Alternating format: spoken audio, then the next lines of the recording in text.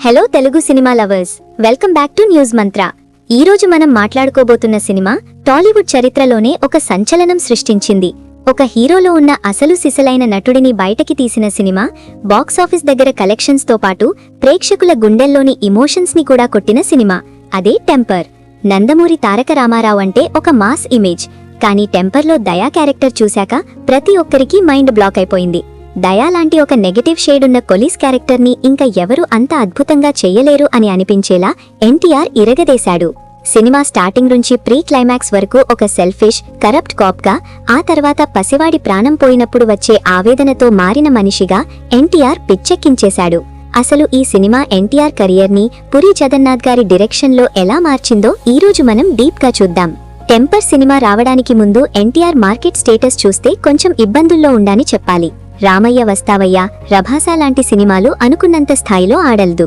ఎన్టీఆర్ లాంటి ఒక స్టార్ హీరోకి కంటిన్యూస్ గా హిట్స్ లేకపోవడంతో ఫ్యాన్స్ చాలా నిరాశలో ఉన్నారు. తన యాక్టింగ్, డాన్స్, డైలాగ్ డెలివరీ అన్నీ టాప్ నాచ్ ఉన్నా కూడా సరైన కథ లేక వెనకబడిపోతున్నాడు అన్న విమర్శలు వచ్చాయి. అలాంటి టైంలో పురి జగన్నాథ్ గారు వక్కంతం వంశీ రాసిన కథతో ఎన్టీఆర్ దగ్గర వెళ్లారు. అసలే పురిమార్ క్యారెక్టరైజేషన్ అంటే హీరోకి ఒక యాటిట్యూడ్ ఉంటుంది. దానికి ఎన్టీఆర్ లాంటి పవర్ హౌస్ పర్ఫార్మెన్స్ తోడైతే ఎలా ఉంటుందో ఊహించుకోండి. ఈ కాంబినేషన్ సెట్ అవ్వగానే ట్రేడ్ లో, ఫ్యాన్స్ లో ఒక మ్యాసివ్ ఎక్స్పెక్టేషన్స్ క్రియేట్ అయ్యాయి. హీరో కెరియర్ కి మాత్రమే కాదు, డైరెక్టర్ పురికి కూడా ఈ సినిమా హిట్ అవ్వడం చాలా అవసరమైన టైం అది. ఇద్దరూ తన ప్రాణం పెట్టి ఈ సినిమా సక్సెస్ అవ్వాలని కసిగా పనిచేశారు. ప్రీ రిలీజ్ ఫంక్షన్ లో ఎన్టీఆర్ చెప్పిన మాటలు ఫ్యాన్స్ కి ఒక కొత్త ఊపు ఇచ్చాయి. ఈ సినిమా మేకింగ్ లో చాలా ఇంట్రెస్టింగ్ విషయాలున్నాయి. ప్రొడ్యూసర్ బండ్లా గణేష్ ఈ సినిమాకి నిర్మాత. షూటింగ్ టైంలో కొన్ని ఫైనాన్షియల్ ఇష్యూస్ రావడం వల్ల సినిమా ఆగిపోతుంది ఏమో అన్న టైంలో ఎన్టీఆర్ చాలా పెద్ద మనసు చేసుకుని తన రెమ్యూనరేషన్ విషయంలో చాలా అడ్జస్ట్మెంట్స్ చేసుకున్నారని అప్పట్లో టాక్ వచ్చింది. ఎన్టీఆర్ తన రెమ్యూనరేషన్ ని తగ్గించుకుని లేదా తర్వాత తీసుకుంటా అని చెప్పి ప్రొడ్యూసర్ కి సపోర్ట్ చేయడంతో షూటింగ్ స్మూత్ గా సాగిపోయింది. ఇంకా ఈ సినిమాకి అసలు ప్రాణం ప్రీ క్లైమాక్స్ లో వచ్చే కోర్ట్ సీన్ మరియు పోలీస్ స్టేషన్ లో ఎన్టీఆర్ ట్రాన్స్ఫర్మేషన్ సీన్. ఆ సీన్స్ తీస్తున్నప్పుడు సెట్ లో ఉన్న క్రూ అంతా ఎయిడ్ చేశారని పురి గారు ఒక ఇంటర్వ్యూలో చెప్పారు.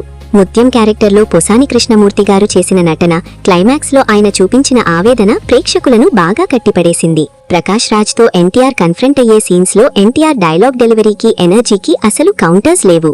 అనూప్ రూబెన్స్ మ్యూజిక్ మంచి హిట్ అయితే మనీ శర్మ గారి బ్యాక్గ్రౌండ్ స్కోర్ మాత్రం సినిమాని ఇంకొక లెవెల్ కి తీసుకెళ్లింది. బీజిఎంతో సీన్ రేంజ్ ఎలా పెంచొచ్చు అనేదానికి టెంపర్ ఒక పర్ఫెక్ట్ ఎగ్జాంపుల్. ఇక బాక్సాఫీస్ దగ్గర టెంపర్ సృష్టించిన సునామీ అంతా ఇంతా కాదు. డే 1 రోజు థియేటర్స్ దగ్గర రచ్చ మామూలుగా లేదు. ఎర్లీ మార్నింగ్ షోస్ నుంచి పాజిటివ్ టాక్ రావడంతో బాక్సాఫీస్ షేక్ అయిపోయింది. ఈ సినిమా బడ్జెట్ అప్పటి లెక్కల ప్రకారం చూస్తే దగ్గర 35 నుంచి 40 కోట్ల మధ్య అయింది. కానీ సినిమా బ్లాక్ బస్టర్ టాక్ తెచ్చుకోవడంతో వరల్డ్ వైడ్ గా 74 కోట్లకు పైగా గ్రాస్ ని కలెక్ట్ చేసి 43 కోట్లకు పైగా షేర్ ని సాధించింది. అప్పట్లో 40 కోట్ల షేర్ అంటే ఇప్పుడు ఇన్ఫ్లేషన్ ప్రకారం లెక్కేసుకుంటే దగ్గర 150 కోట్ల పైన షేర్తో సమానం. నిజాం ఏరియాలో, ఆంధ్ర సీడెడ్ లో చాలా సెంటర్స్ లో 50 రోజులు, 100 రోజులు ఆడి ఎన్టీఆర్ బాక్సాఫీస్ స్టామినా ఏంటో మళ్లీ ఒకసారి ప్రూవ్ చేసింది. పెట్టుబడికి డిస్ట్రిబ్యూటర్లు అందరికీ లాభాలు తెచ్చిపెట్టి ఒక సాలిడ్ ఇండస్ట్రీ హిట్ రేంజ్ లో నిలిచింది. టెంపర్ సినిమా టాలీవుడ్ ట్రెండ్స్ ని, ఎన్టీఆర్ కెరియర్ ని పర్మనెంట్ గా మార్చేసింది. ఆ తర్వాత నుంచి ఎన్టీఆర్ స్క్రిప్ట్ సెలెక్షన్ పూర్తిగా మారిపోయింది. నందమూరి ప్రేమతో, జనతా గ్యారేజ్, అరవింద సమేత నుంచి ఆర్ఆర్ఆర్ వరకు ఎన్టీఆర్ లోని కొత్త కొనాలని మనం చూసాం. టెంపర్ కంటే ముందు, టెంపర్ తర్వాత అని ఎన్టీఆర్ కెరియర్ ని డివైడ్ చేసి మాట్లాడుకోవచ్చు. దయా క్యారెక్టర్ టాలీవుడ్ లో ఒక బెంచ్ మార్క్ గా మిగిలిపోయింది.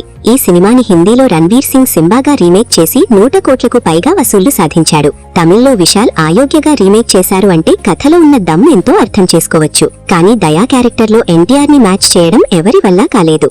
ఆ పొగరు, ఆ యాటిట్యూడ్, ఆ ఎమోషన్ అది ఎన్టీఆర్ కి మాత్రమే సొంతం. మరి ఇంత గొప్ప సినిమాని మీరు ఫస్ట్ టైం ఏ థియేటర్ లో చూశారు? దయా క్యారెక్టర్ లో మీకు బాగా నచ్చిన డైలాగ్ లేదా సీన్ ఏంటో కింద కామెంట్ సెక్షన్ లో మాకు చెప్పండి. అలాగే మన ఛానల్ న్యూస్ మంత్రాని ఇంకా ఎవరైనా సబ్స్క్రైబ్ చేసుకోకపోతే వెంటనే సబ్స్క్రైబ్ చేసుకోండి. ఈ వీడియో నచ్చితే ఒక లైక్ వేసి మీ ఫ్రెండ్స్ తో షేర్ చేయండి. మరో ఇంట్రెస్టింగ్ సినిమా ముచ్చటతో మళ్ళీ కలుద్దాం.